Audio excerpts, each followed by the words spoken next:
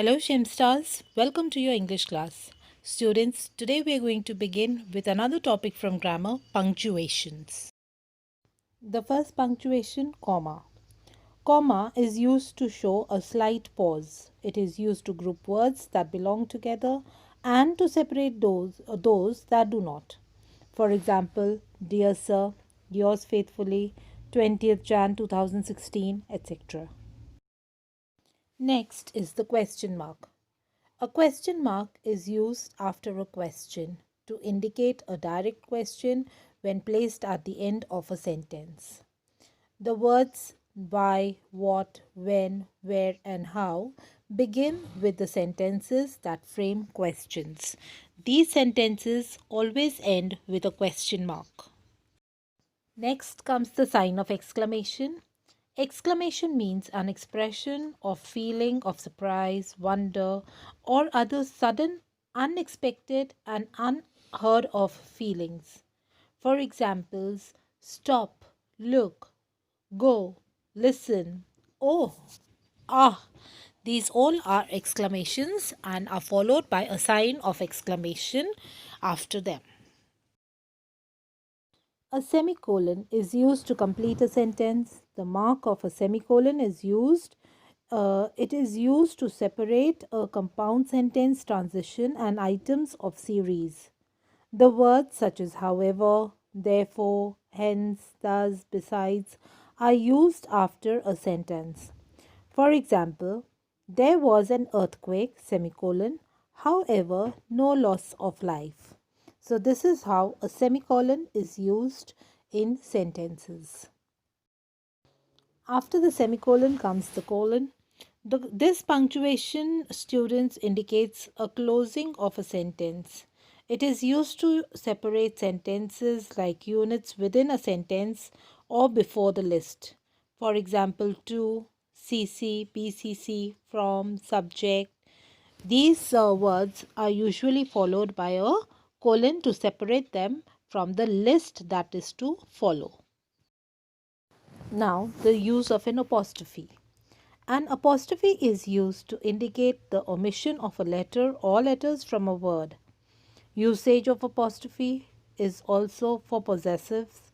For example, teacher's table, company's name, officer's chamber. A apostrophe is placed after the letter S in case it is a plural. For example, when we say workers problem where the apostrophe is after S, it means that workers is plural. We are talking of more than one worker. Similarly, students research, customers demand, company's annual report. Over here, these are all plurals. Also note, students, that apostrophe is used before the letter S in case of plural nouns which do not have an S. For example, children. Children is plural. So, if we are talking of more children's problems, then once again apostrophe will be placed before the S. Similarly, women's university, men's hostel, omitted letters. For example, she will can be written as she'll. Did not can be written as didn't. Would not, wouldn't. We are, we are. Note over here that the apostrophe is placed where we are omitting or where we are missing out the alphabets from the non-contracted form, that is the original form of the words. Now, coming to the use of quotation marks or the inverted commas, these are used to indicate the exact words of the writer of this or the speaker, and they are repeated by someone. Quotation marks, students, are used to enclose a direct quotation by someone, that is the exact words.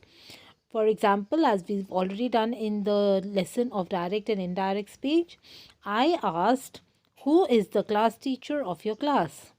The inspector asked, who is your employer? What is your name? A hyphen is used to join two parts of a word or phrases, particularly in case of a compound noun, to divide a word between two adjectives and to clarify the meaning. For example, coexist, first in, first out. So, in such words, we use a hyphen. And next is parenthesis, that is brackets.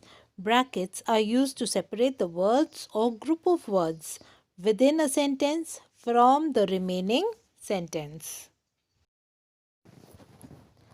Brackets. This is used to enclose or group together one or more words or symbols. It is also used to enclose figures or words that are already there in the parenthesis that is discussed earlier. And last of all comes the full stop. The full stop marks or indicates the end of the sentence or abbreviation to separate sentences like MA, B.Ed, MPhil, or the end of the sentence, of course, as you have always been using. So, students, these were the various punctuations and how they are used in different sentences. So, students, I hope all of you have understood the various signs of punctuation and how and when to use them. Do go through the explanation given in the textbooks as well. In case of any doubts or queries, you may post in the comment section of the Google Classroom. Till then, stay safe. God bless you all.